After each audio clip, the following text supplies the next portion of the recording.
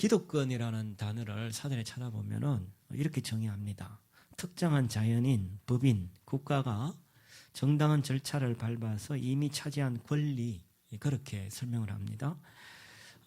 우리는 그 어떤 부분에서는 그런데 이 기독권, 권리를 포기하며 살기도 하고, 또 어떤 곳에서는 그 기독권을 너무나 우리가 갈망하면서 그것을 취하려고 그렇게 살아가는 걸 보게 됩니다. 홍세아 씨가 쓴 그 거침에 대하여라는 책에 보면은 사람들이 그 자신의 기독권을 포기하며 살아가는 것을 우리에게 보여주죠. 그래서 그런 이야기합니다. 오늘의 우리가 살아가는 삶은 권력과 물질이 승리를 구가하는 그런 시대인데, 우리가 이제 지배와 복종에 맞서겠다고 하는 그 자유인은 모순적인 존재다, 이렇게 설명해요. 권력과 물질이 지배하고 또 다스리는 그런 사회 속에서 우리가 거기에 복종에 맞서겠다고 자유인으로 살아간다는 사람은 모순적인 삶인데, 왜냐하면 그걸 따라가지 않기 위해서 우리는 세속 사회에서 패배자가 되어야 된다. 다른 말로 하면은 우리의 기득권을 포기해야 된다. 마치 그 아나키스트들처럼 반 지배주의자들처럼 우리가 우리의 기득권을 포기해야 된다라고 그렇게 이야기합니다. 그래서 우리에게 주어진 기득권이 있음에도 불구하고 우리가 포기하기도 하고, 또 한편으로는 우리는 포기되는 것도 있지만 그 기득권을 취하려고 애쓰는 것들을 우리는 종종 포기되어져요. 그래서 그것을 우리가 오늘 본문에서 살펴볼 텐데, 그건 우상과 연결되어 있음을 우리는 보게 됩니다. 그래서 오늘 본문에서 예수님은 그런 기득권을 지키려는 종교 지도자들과 이제 안식일에 대해서 논쟁을 하게 되는데, 오늘 본문은 크게 세 부분으로 우리가 나눠볼 수 있을 것 같습니다. 먼저 16절에서 18절까지는 우리가 앞에 사건, 38년 된 병자를 고친 그 사건을 통해서 아들인 예수님의 박해를 받게 되죠. 그리고 이제 19절부터 23절까지는 그 박해에 대해서 예수님이 변론을 하는데, 아버지 하나님이 일하시는 것과 같이 아들인 자기도 안식일에 일을 한다라고 그렇게 말씀을 합니다. 그게 23절까지 나오고, 또 24절에서 30절까지는 아들이 그렇게 일할 수 있는 권한이 있냐라고 할 때, 예수님은 생명과 심판을 가지고 있는 권한이 있기 때문에 일할 수 있다라고 그렇게 말씀하죠. 그래서 크게 세 부분으로 우리가 나누어서 그렇게 본문을 살펴보도록 하겠습니다. 자, 그러면은 먼저 5장 24절을 우리가 먼저 좀 보면 좋겠습니다. 5장 24절에 보면은 성경이 이렇게 설명합니다. 내가 진실로 내게 이르노니 내 말을 듣고 또 나 보내신 이를 믿는 자는 영생을 얻었고 심판에 이르지 아니하고 사망에서 생명으로 옮긴다라고 되어 있죠.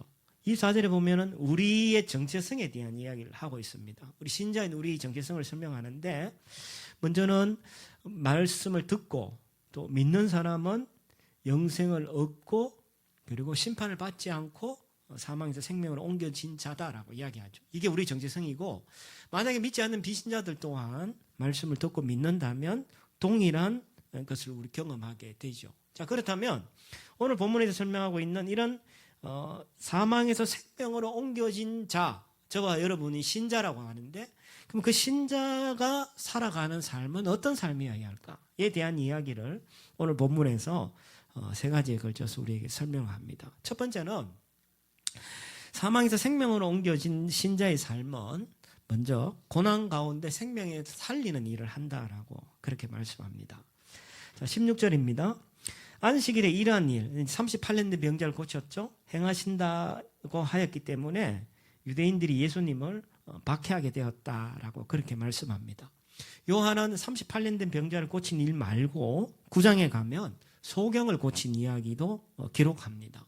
또 복음서를 살펴보면은 마가복음에 보면은 이삭을 자른 사건, 손 마른 사람을 고친 사건, 그리고 18년 동안 병들 있는 사람을 고친 사건, 수종병 든 사람을 고친 사건, 이런 것들을 가만히 살펴보면 대부분 다 예수님이 안식일 날 병을 고쳤다는 것을 우리에게 보여주고 있습니다. 그래서 이 일로 인해서 예수님의 대적자들인 종교 지도자들은 예수님이 자꾸 이런 일을 행하니까 군중들이 예수님께 자꾸 몰려가잖아요. 그러니까 이들 입장에서는 어떠냐 하면은 자신들의 기독권의 위협을 받게 되는 거예요. 자기가 지금까지 자기들이 누려왔던 그 기독권이 예수라는 존재가 등장하면서 자신들의 기독권의 위협을 받게 되고, 그것으로 인해서 그들이 했던 반응은 뭐냐면 예수님을 박해하게 되었다라고 말씀합니다.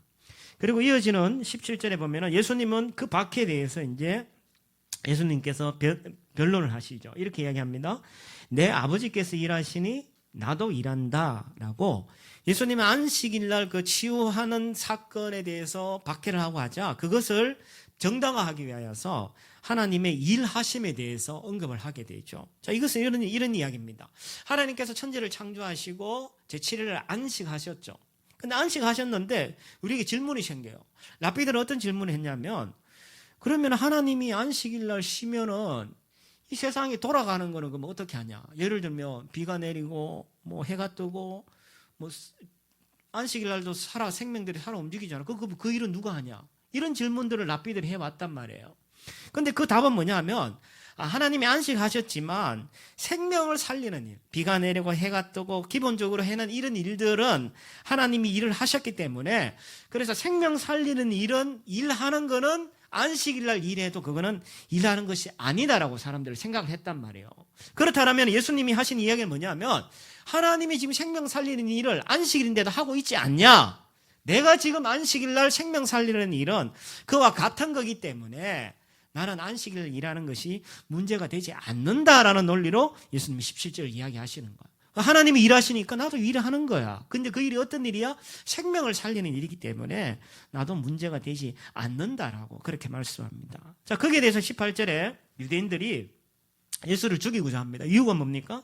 안식일을 일하는 것뿐만 아니라 하나님을 자기 친아버지라 해서 자기를 하나님과 동등되게 여긴다. 다른 말로 하면 하나님과 자기를 동급으로 여기고 그렇게 설명을 하고, 유대인들 입장에서 봤을 때는 그것은 하나님을 모독하는 신성 모독죄에 해당되어지는 일이었기 때문에 예수님을 죽이고자 하는 자리까지 나가게 되죠. 우리가 생각할 때 예수님이 이런 상황을 몰랐을까요? 아셨죠. 안식일날 이런 일을 행하셨으면 이런 반대가 생기는 것은 예수님이 알고 계셨지만, 그러나 예수님에게 더 중요한 것은 뭐였었냐면은, 그는 고난과 핍박과 죽음의 위협이 있음에도 불구하고 예수님에게서 중요한 것은 생명을 살리는 일을 하는 것이 더 중요했기 때문에 예수님은 그럼에도 불구하고 생명 살리는 일을 하셨다라고 이야기하는 거예요.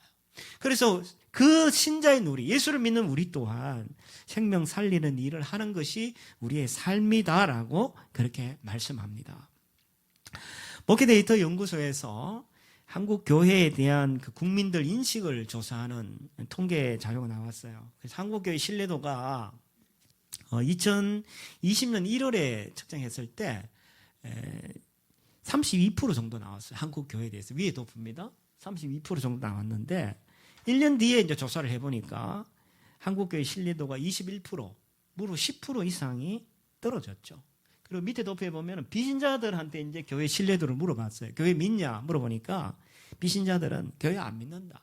9% 정도가 교회를 신뢰한다라고 이야기하는 거예요. 문제는 어떤 문제가 생기냐면, 이 정도의 문제가 생기면은 우리가 전도를 하고 선교 활동을 하는 소위 생명을 살리는 일에 굉장히 큰 영향을 받게 되어진다는 거예요. 제가 지금 계속교회 목사님들하고 모임을 계속 진행하는데 이야기 들어보면 코로나가 터지고 난 다음에 점점 더 어려워졌다는 거예요. 전도나 선교 활동이, 소위 생명을 살리는 일이 점점 더 어려워지고, 그리고 적극적으로 우리가 고난을 받는 건 아니지만 소극적으로 이 모양 저 모양으로 고난을 받는다라고 그렇게 이야기를 합니다. 그래서 우리가 그럼에도 불구하고 생명 살리는 일을 해야 되는 이유는 바로 우리가 주님으로부터 생명을 힘입었기 때문에 그 일을 하게 되는 거죠. 며칠 전에 우리 네팔 선교사님한테 소식지가 왔습니다. 사진 한번 보여주시죠.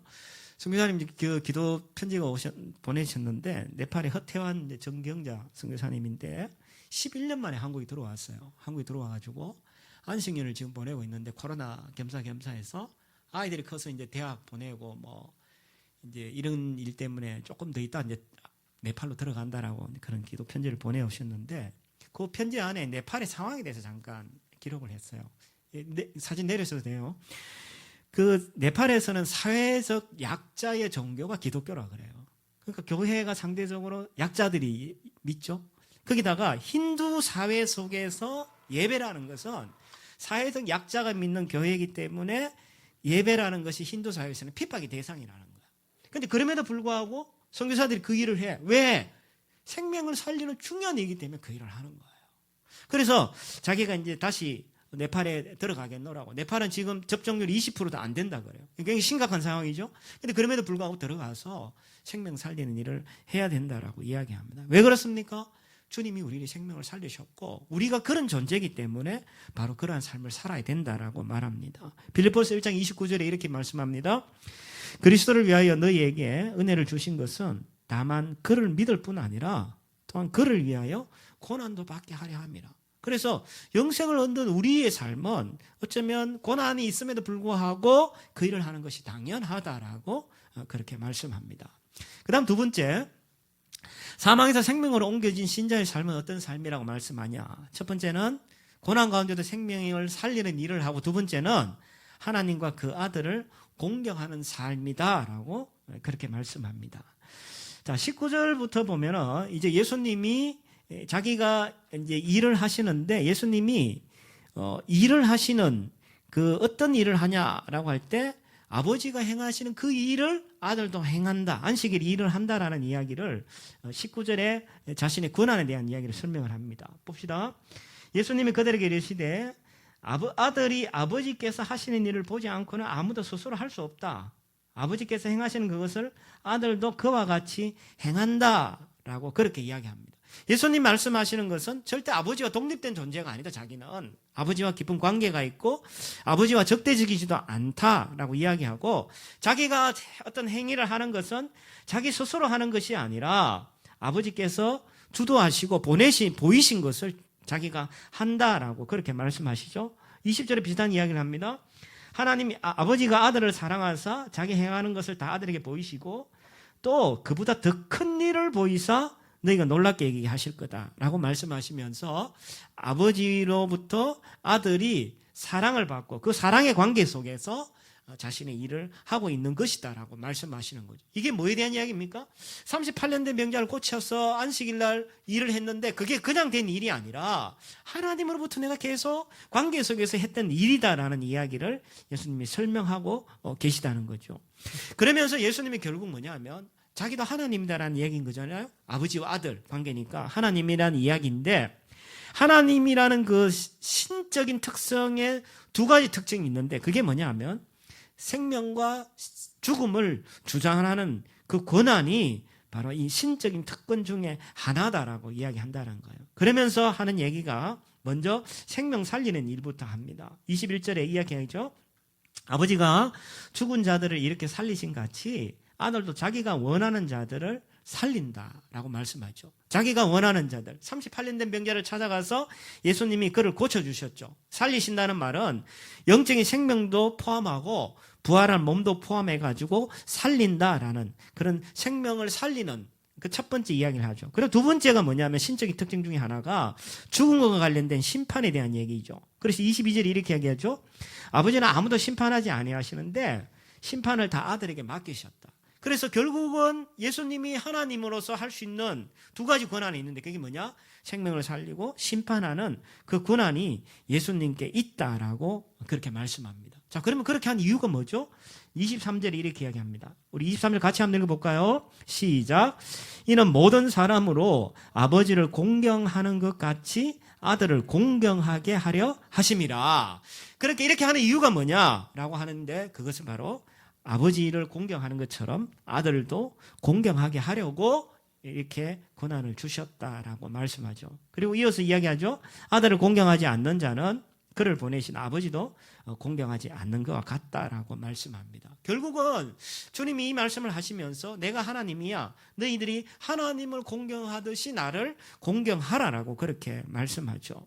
공경이란 단어를요, 히브리 원어에 찾아보면은 세 가지 의미가 있어요. 첫 번째는 이런 의미가 있습니다. 두려워하다.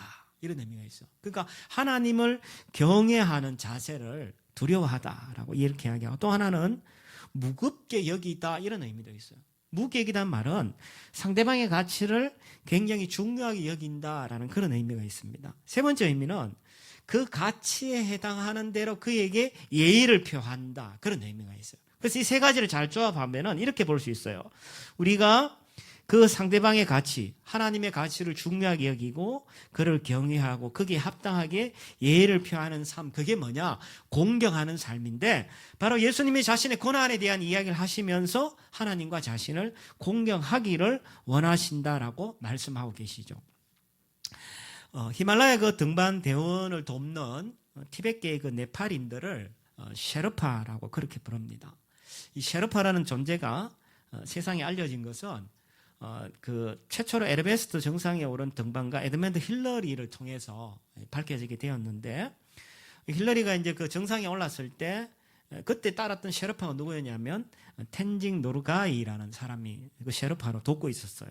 그래서 둘이 이제 정상을 하고 난 다음에 기자들이 물었어요. 둘 중에 누가 먼저 정상을 밟았냐? 물으니까 두 사람 다 그때는 대답하지 않았다 그래요. 그 시간이 한참 지나서 이제 힐러리가 이제 뭐 자기 고백처럼 그렇게 이야기를 했다 그래요. 사실은 텐진이 먼저 정상 안에 도착했었다 했는데 그가 정상에 맞아 올라가지 않고 뒤처져 있는 나를 30분 동안 정상 바로 밑에서 기다렸다. 그리고 내가 도착하자마자 나로 하여금 정상을 밟게 했다라고 힐러리가 고백을 했어요. 그래서 이 이야기를 듣고 난 다음에 텐징이 이 셰르파라는 이 일도 중요하고, 텐징이라는 사람도 참 최고의 셰르파구나라는 이야기가 회자되었던 적이 있습니다. 저는 이 이야기를 들으면서 어떤 생각이 드느냐면, 우리는 하나님 나라의 셰르파입니다.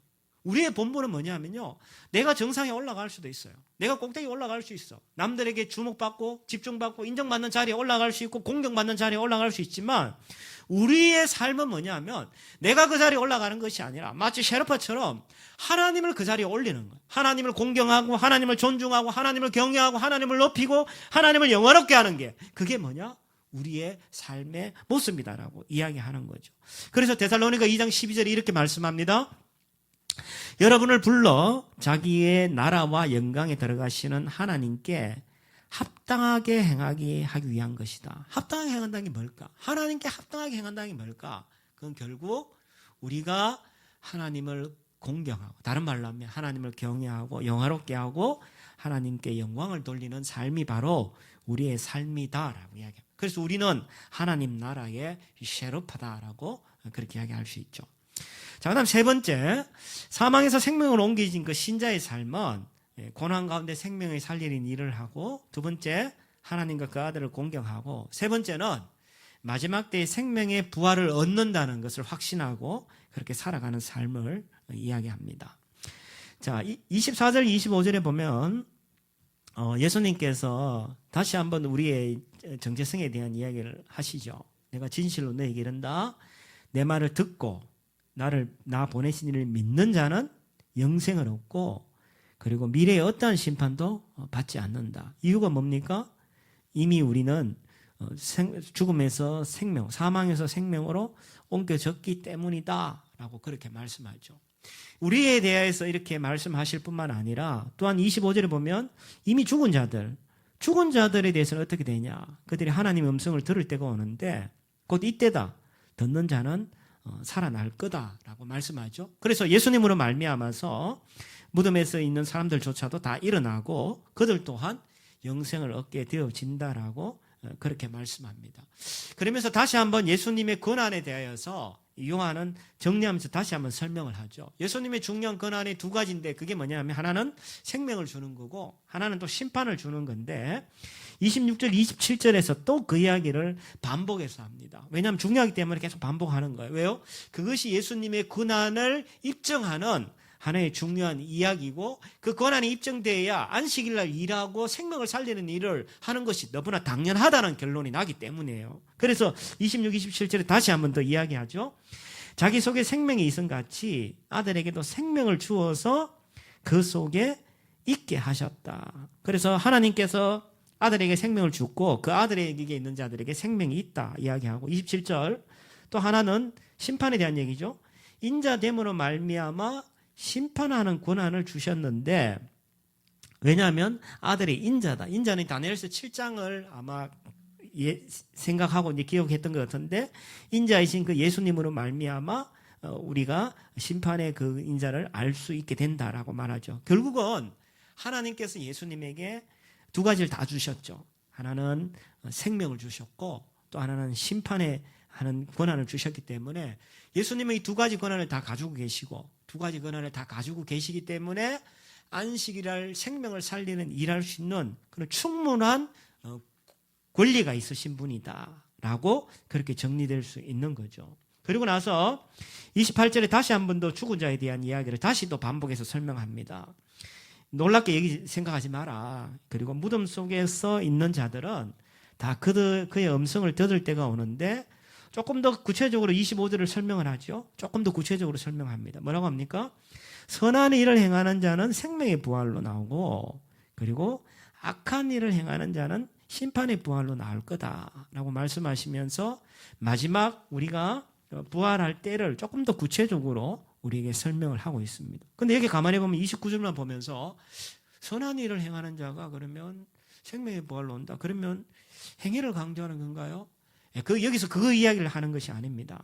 우리가 생명의 부활로 나올 수 있는 이유는 단 하나입니다. 예수 그리스도의 그 형벌 대속적 죽음을 통해 가지고 그 예수님을 믿을 때 우리가 그때 생명의 부활로 나올 수 있는 거지, 우리의 어떤 삶을 선하게 살았다고 해서 생명의 부활로 나오는 것이 아니다라는 것은 우리가 너무나 잘 알고 있는 내용입니다. 어쨌든 생명의 부활로 나오고 30절, 그런데 그것이 자기 스스로 하는 것이 아니라 아버지의 뜻대로 하려고 하고 있고, 그렇기 때문에 내 심판은 바로 의로운 심판이다라고 그렇게 말씀합니다. 우리가 이 이야기를 보면서 계속 예수님이 우리에게 하고 싶어 하는 얘기는 뭐냐면, 너희가 결국은 부활할 거다. 지금 만약에 어려움이 있고 조금 너희가 지금 만약에 죽게 된다 할지라도 결국은 너희가 마지막에 생명의 부활을 얻게 될 거다. 그래서 너희가 그것을 확신하면서 이 땅 가운데 살아가라라고 이야기합니다. 근데 많은 사람들은 부활을 의심해요. 뭐가 의심되냐면은 예수님의 부활이 의심되기 때문에 우리의 나중에 부활이 의심되는 거예요. 예수님 부활이 확실하다면 나중에 내가 생명의 부활로 온다는 것을 확신하게 되고, 그 확신하게 된다면 오늘 현재의 삶은 분명히 달라질 거란 말이에요. 근데 미래에 대한 부활의 확신이 없기 때문에 오늘의 삶을 우리는 굉장히 두려움과 염려와 그런 가운데서 우리는 살아가는 경우가 참 많은 거예요. 아니할 말로 극단적인 예로 이렇게 얘기할 수도 있어요. 만약에 코로나 시대가 너무 심해져서 내가 죽는다 합시다. 사실은 죽는 게 두렵나요? 왜요? 나는 궁극적으로 저 나라에 부활할 건데. 사실은 냉정하게 이야기하면 그렇게까지도 이야기할 수 있는 거예요. 근데 우리가 부활에 대한 확신이 없기 때문에 현재의 삶이 엉망이 되는 거예요. 그러면 내가 저게 부활할 수 있다는 걸 어떻게 믿을 수 있냐? 그것은 바로 예수 그리스도의 부활을 통해서 나중에 내가 부활할 것에 대해서 확신하게 되어진다는 거예요. 프랭크 모리슨이라는 분이 누가 돌을 옮겼는가라는 그런 책을 저술했습니다.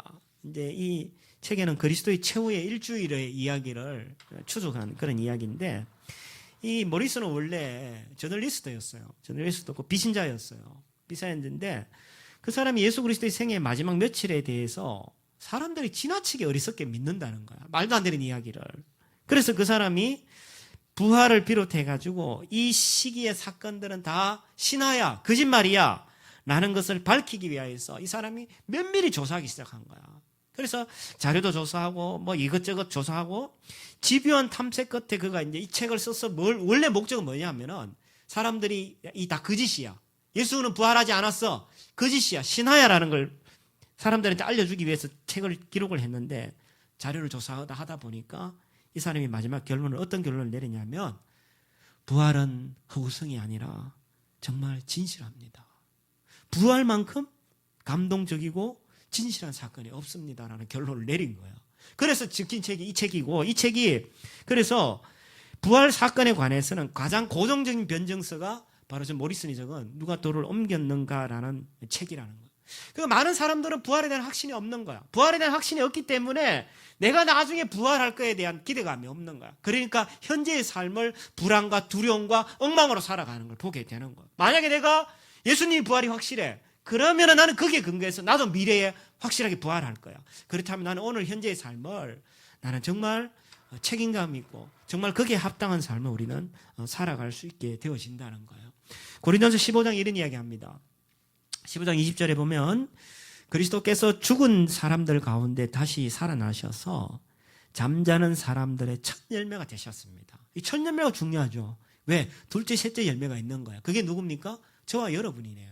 그래서 마지막 나팔 소리에 순식간에 다 변화될 겁니다. 나팔 소리가 나면 죽은 사람들, 뭐 살아있는 사람도 괜찮고 죽은 사람들이 썩지 않을 몸으로 살아나고 저와 여러분도 변화할 것입니다. 그렇기 때문에 우리가 현재의 삶을 우리는 부활을 확신하면서 오늘 현재를 살아갈 수 있는 거예요. 그래서 이미 마지막 결론을 아는 자들은요, 과정에 대해서 조금 더 여유롭게 살아갈 수 있어요. 아까도 말씀드렸지만 극단적인 경우로 만약에 내가 오늘 주님의 부름을 받는다 할지라도 나는 부활에 참여할 건데.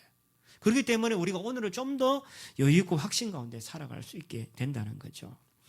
자, 이렇게 사망에서 생명으로 옮겨진 신자의 삶은 고난 가운데서도 생명을 살리는 일을 하고 하나님과 그 아들을 공경하고 그리고 마지막 때에 생명을 부활을 얻는다는 확신을 가지고 우리는 삶을 살아갈 수 있다는 거예요. 근데 문제는 뭐냐면 아까 이제 자신의 기독권을 포기하는 사람들도 있지만 반대로 기독권을 취하려고 하는데 우리는 때로는 스스로 만들어낸 기독권이 우리의 삶을 막아서는 것을 보게 돼요. 심지어는 그것으로 인하여서 자기 자신이나 다른 사람을 생명을 죽일 수 있는 자리에까지 가게 되는 것을 보게 됩니다. 오늘 우리가 보는 이 본문에 나오는 종교 지도자들 봐요. 자신의 그 기독권을 유지하기 위해서 그들에게는 기독권이 정말 중요했어요. 어떤 것보다 더 중요했어. 그래서 그들은 생명을 살리기 위하여서 우리를 온전하게 회복하기 위해서 오신 예수 그리스도를 이해하지 못하고 예수 그리스도를 박해하고 예수 그리스도를 죽이는 자리까지 몰고 가는 것을 보게 돼요. 사람들은 자신이 소유한 기득권들이 다 있어요. 이 모양 저 모양으로 기득권들이 있는데 그것을 포기하지 않기 때문에 우리가 그렇게 살아가는 생명을 살리거나 하나님을 공경하거나 이런 삶을 살지 못하는 것을 보게 되어집니다.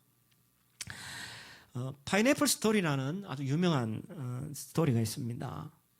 유긴이라는 지금 이제 인도네시아령인데 유긴이라는 곳에서 한 선교사가 7년 동안 벌어진 일을 저술한 책입니다.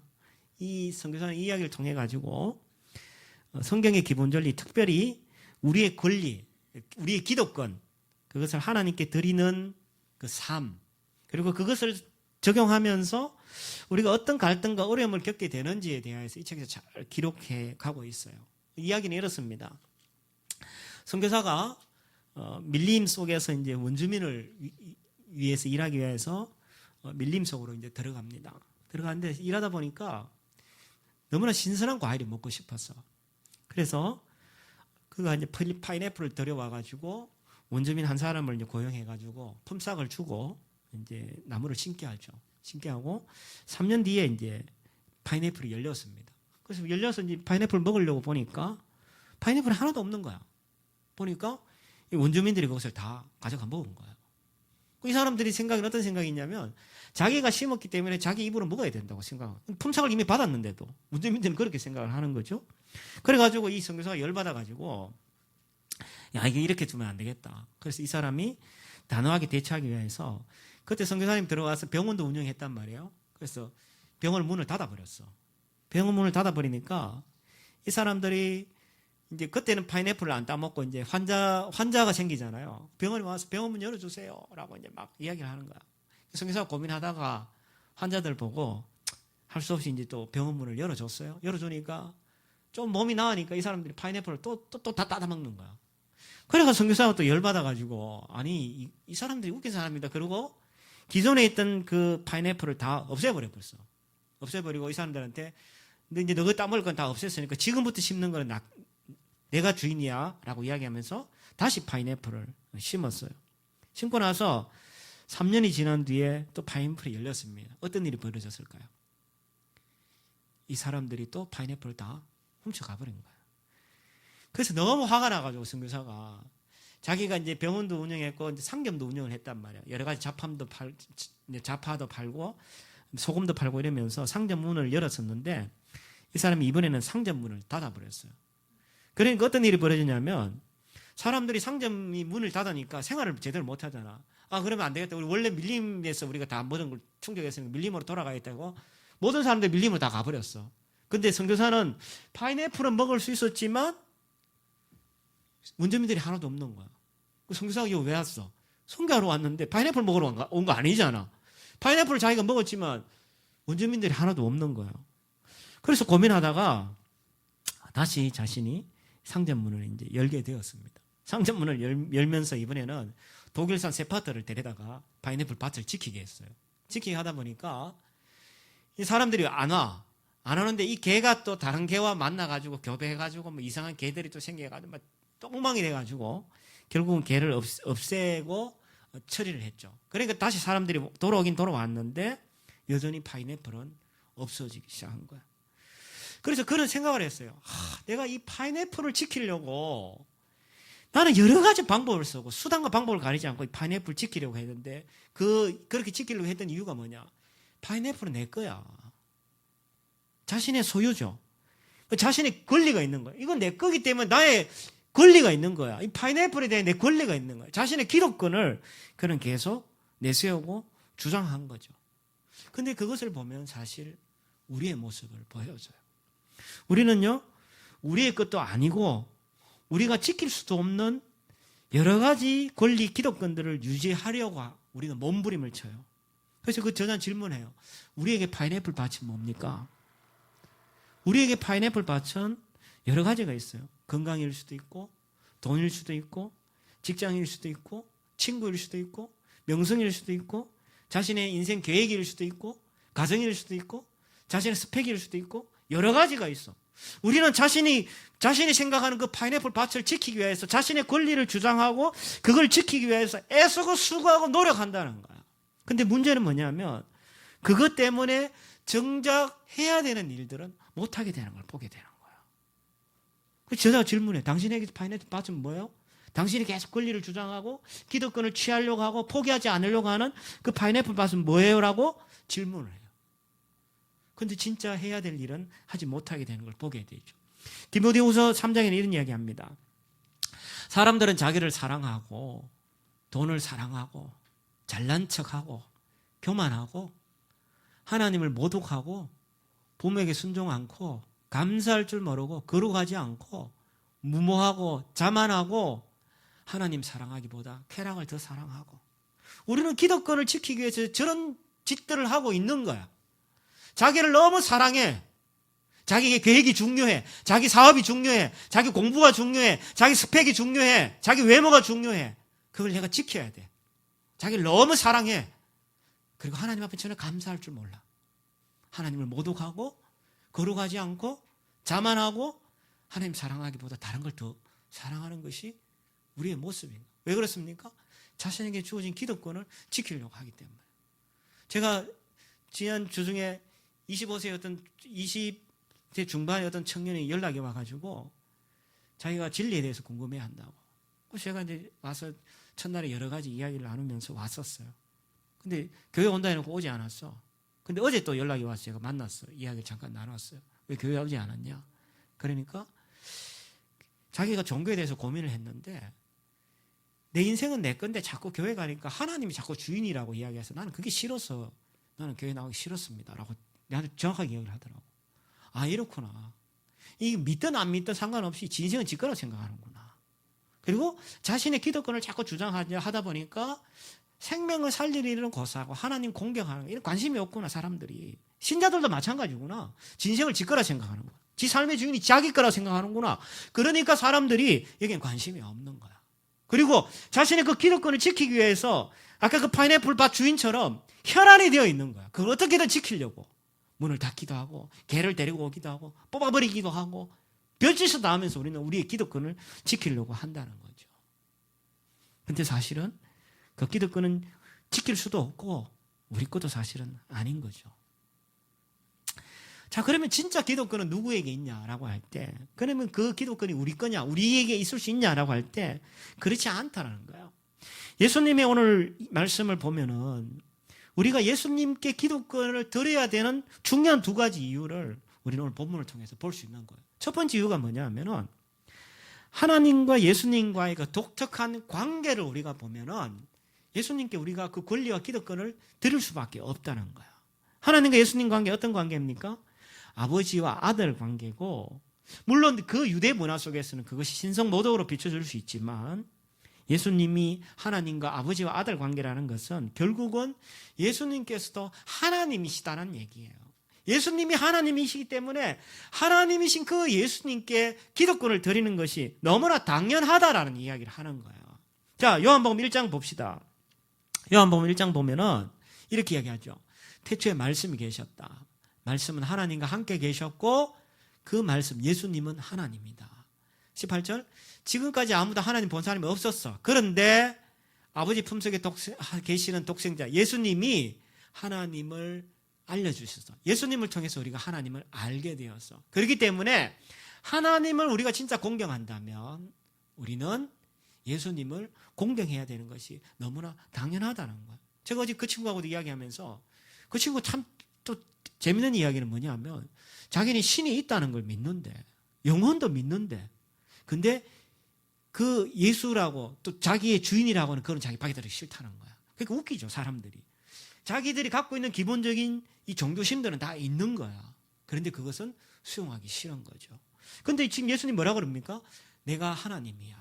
내가 하나님과 함께 계셨고 내가 하나님이고 나를 통해서 하나님이 알려주신 거야. 그리고 하나님과 나는 아버지와 아들 관계처럼 깊은 관계가 있기 때문에 예수님이 하나님이시야. 그리고 예수님께서 그 기독권을 부여하고 공경하는 것은 너무나 당연한 거야라고 성경은 말씀합니다. 그 다음 두 번째 보면은 오늘 본문에는 직접 나오지 않지만 예수님이 공생의 여러 사건을 통해서 특별히 죽으심과 부활하심을 통해서 예수님은 스스로 하나님이심을 증명하셨어요. 다른 말로 하면 하나님의 아들이심을 증명하셨기 때문에 우리는 예수님께 모든 기독권을 돌려드리는 것이 너무나 당연한 결과라고 이야기할 수 있는 거예요. 자, 마태복음 14장을 한번 가봅시다. 마태복음 14장에 가보면 33절에 먼저 나옵니다.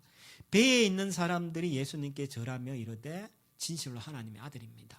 이 사건은 어떤 사건이냐면 이제 태풍이 막 치고 있는 그걸 예수님이 잠잠하게 하시고 난 다음에 사람들이 보고 뭐라고 고백하냐? 당신 진짜 하나님이네요 라고 이야기하면서 그 사건을 통해서 예수님이 하나님 아들로 고백되어진 사건이죠. 27장 54절에 보면 백부장과 함께 예수를 지키는 자들의 이야기입니다. 그때 어떤 일이 벌어지냐면 예수님이 죽으시는 그 사건 주변에서 지진이 일어나고 그게 난리가 났죠. 그 일을 보고 나서 예수님을 지켰던 백부장과 그 병사들이 뭐라고 이야기했냐면 당신이 진짜 하나님의 아들입니다. 그러니까 예수님은 공생의 사건을 통해서도 자신이 하나님이다라는 것을 사람들에게 증명하신 거예요. 결국은 무슨 말이냐면 하나님과의 관계 속에서도 예수님은 하나님이심을 증명하셨고 또 이런 여러 가지 사건 사고를 통해서도 예수님은 자신이 하나님의 아들임을 증명하신 거예요. 그런데 결정적으로 예수님이 하나님의 아들임을 증명한 것은 바로 예수님의 부활 사건이에요. 로마서 1장에 이렇게 이야기합니다. 그분은 육신으로는 다윗의 후손을 낳으셨고 성결의 영으로는 죽은 자들 가운데 부활의 능력 있는 하나님의 아들로 인정되셨으니 바로 우리 주 예수 그리스도라. 예수 그리스도께서 하나님으로 인정되셨던 결정적인 사건은 뭐냐? 바로 부활 사건인 거예요. 그래서 그 예수 사건이 예수님의 그 하나님과의 관계와 그 공생애와 특별히 부활 사건을 통해서 예수님은 하나님의 아들, 즉 하나님이시다는 것을 증명하셨고 그렇기 때문에 우리는 하나님을 공경하고 예수 그리스도께 우리의 모든 권리와 기독권을 넘겨드릴 수 있게 된다라고 말씀한다는 거예요. 자, 파인애플 이야기 좀 더 이어가겠습니다. 그래서 선교사가 고민하다가 안식년을 맞았습니다. 그래서 자신의 나라에 잠깐 돌아가서 어떤 세미나에 참석을 하게 돼요.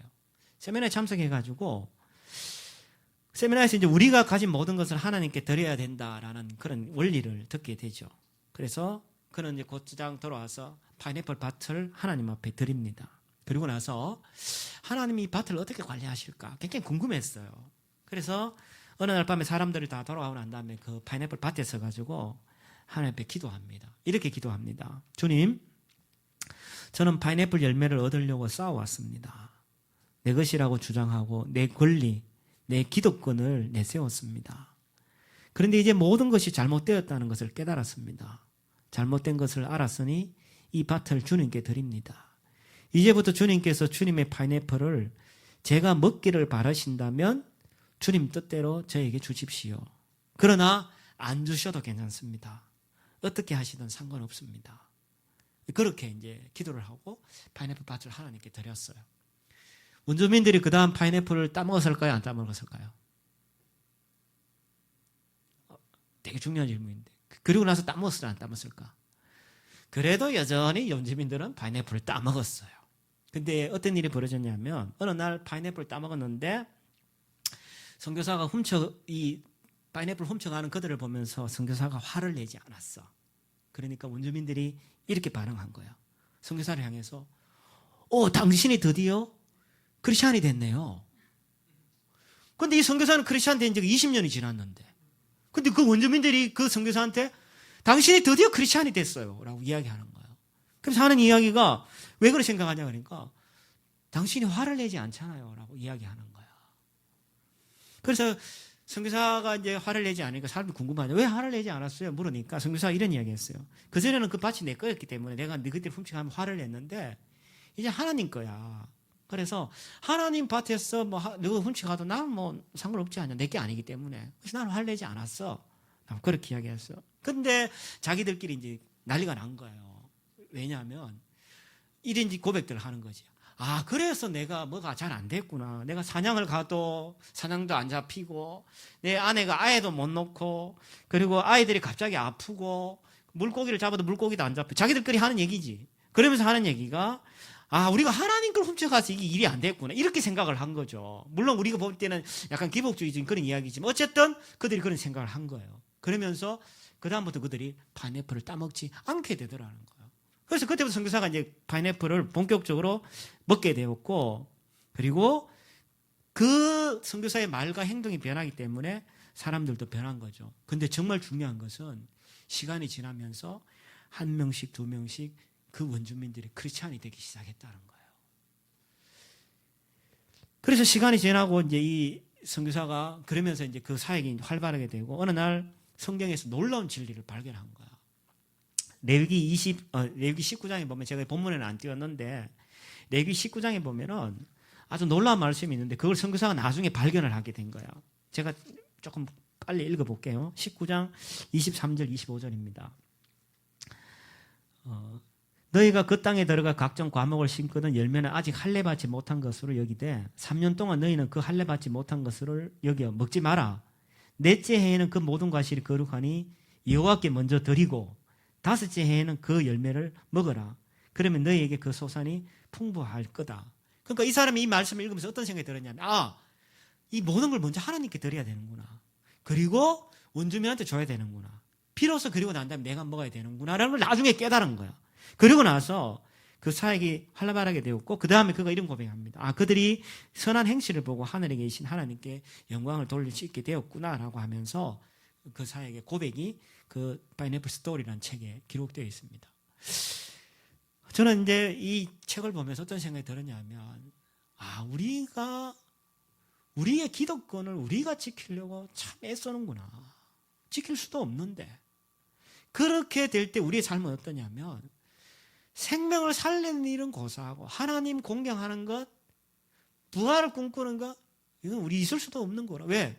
내 인생의 주인이 내가 모든 권리를 내가 기득권을 누려야 되는데 그게 내 자녀의 관계 속에 내 부모와의 관계 속에 나의 형제와의 관계 속에 직장 동료와의 관계 속에서 나는 내 권리를 주장해야 되는데 권리가 내게 돼야 되는데 근데 그것 때문에 내 인생은 그런 일들에 사용되지 못하는 걸 보게 되는 거예요. 말씀을 마무리하겠습니다. 우리가 갖고 있는 파인애플 밭은 뭡니까? 그게 사람마다 저는 다 다를 거라 생각해요. 우리는 그 기득권을 주장하기에 충분한 이유들이 있습니다. 압니다. 그러나 주님 오늘 우리에게 말씀합니다.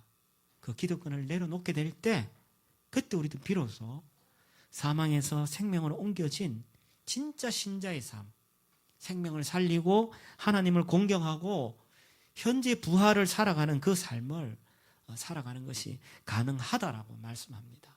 말씀을 기억하시면서 여러분이 가진 기도권을 양도하고 그리고 풍성한 삶을 누리는 저와 여러분 되기를 주의 이름으로 축원합니다. 기도하겠습니다. 주셨던